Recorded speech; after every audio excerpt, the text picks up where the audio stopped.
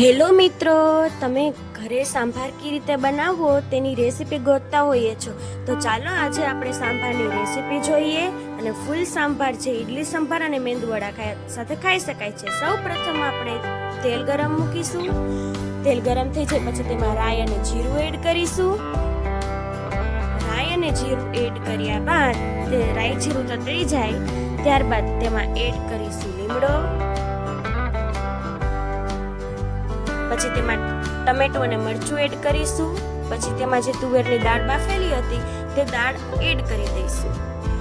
જે સામાન્ય આપણે દાળ બનાવીએ છીએ તે તુવેરની દાળ 2 ડોયા એડ કરી દઈશું. અને પછી તેમાં ચટણી અને મીઠું એડ કરીશું. પછી સાંભારને આપણે હલાવીશું અને હળદર એડ કરી દઈશું. ત્યારબાદ તેમાં એડ કરીશું ધાણા જીરું અને પછી તેમાં હલાવી અને પાણી એડ કરી દઈશું. જેટલો આછો તમારે રાખવું હોય તેટલું પાણી એડ કરી દેવાનું અને પછી તેને હલાવવાનું અને પછી તેને ઉકળવા દેવાનું. પછી ઉકળી જાય પછી તેમાં એડ કરીશું સાંભાર મસાલો. 1 ચમચી સાંભાર મસાલો એડ કરી દેવાનો છે.